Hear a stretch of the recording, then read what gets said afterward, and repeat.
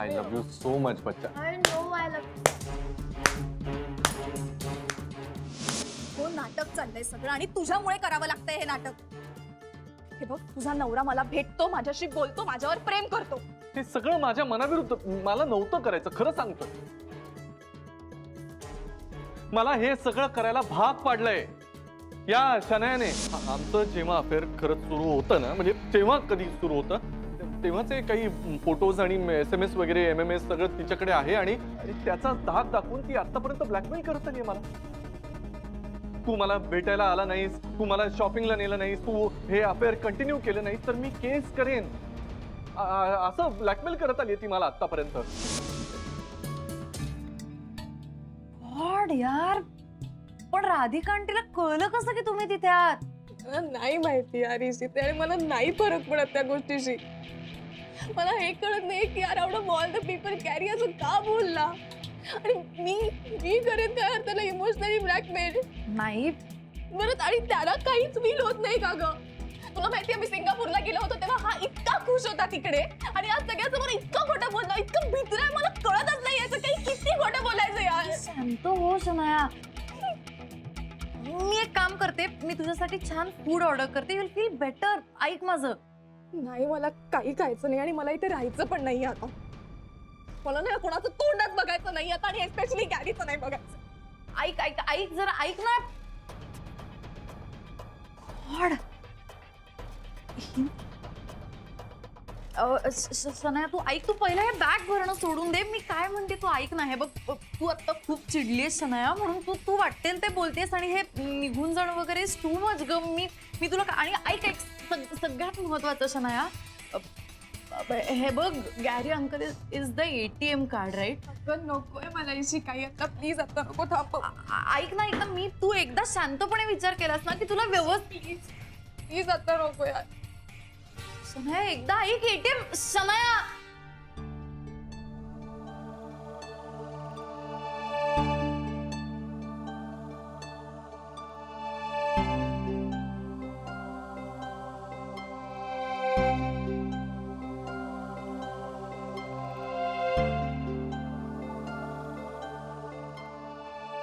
ताप उतरलाय आता, नुकताच झोपलाय.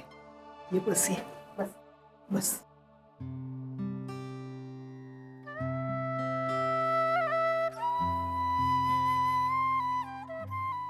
रडला नाही हा ताई, चांगला राहिला आमच्या जवळ.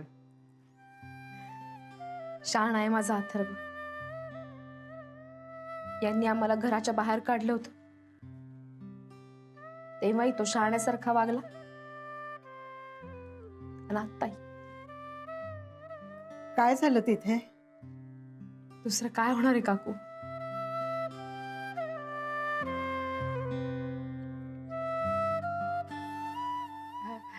ताई त्याला थोडं खायला बी दिले. हा हो, पेज घेतली त्यांनी, पण खूप विकनेस आलाय ग त्याला. बाबा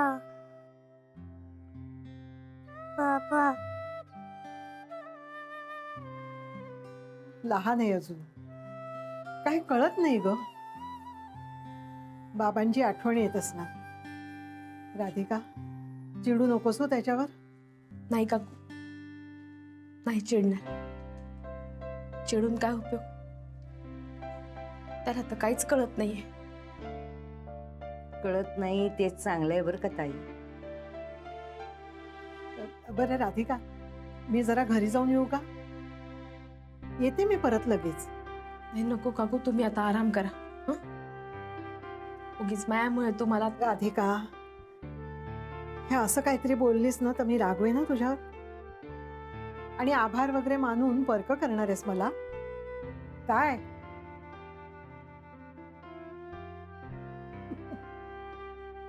मी येते लगेच परत. बकुळा तू आहेस ना इथे? हा वैजी, तुम्ही नका काळजी करू. येते मी. मॅडम मी मठात जाऊन येतो लगेच.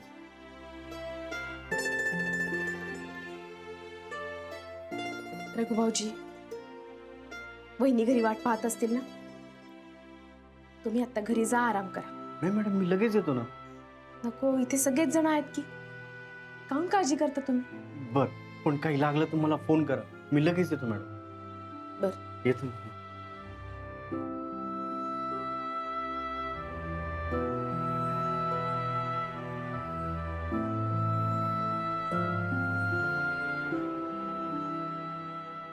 ताई काळजी नका करू, हे दिवस जातील बघ.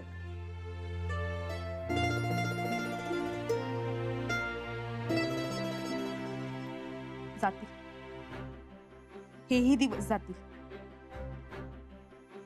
पण आठवणी आणि आता हे मायाशी जे वागून राहिलेत ना, ते मात्र मी जन्मात विसरू शकणार नाही, कधीच नाही.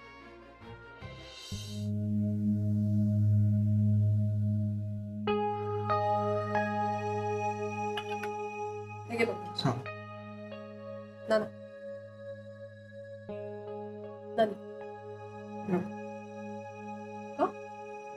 नाना काय झालं? जेवायला सुरुवात करा. नानी काय झालं? पंकज राधिकेला गुरुनाथनं फसवलंय काय? आणि त्याचा जाब विचारलाय तिनं सगळ्यांसमोर त्याला, आणि तो सगळा दोष निर्लज्जपणे त्या शनावर टाकून निघून गेला. आज त्याच्या पैशावर ही उडत होती. हा, तिला तोंड घशी पाडलं त्यानं. बिचारी राधिका, नवऱ्यावरचा विश्वासच तुटला तिचा. ती तिकडे उपाशी असणार. आता आपल्या घशाखाली घास उतरेल का इथं? आय नो, या सगळ्यामुळे राधिकाताईला केवढा मोठा धक्का बसला असणार आहे. अरे आतापर्यंत म्हणत होती ना, हे सुधारतायत, हे सुधारतायत, म्हणून त्याला सरप्राईज द्यायला सिंगापूरला गेली. तिथे गेल्यावर कळलं आणि भ्रमनिरास झाला तिचा. म्हणून आज सगळ्यांच्या समोर विचारलं तिने त्याला, आणि गुरुनाथचं खरं रूप आलं समोर. बरं झालं मी गुरुनाथना काही सांगायच्या भानगडीत पडले नाही, आणि तसंही मी सांगितलं असतं तर माझी नोकरी गेली असती. आणि मला काय करायचं यांचं.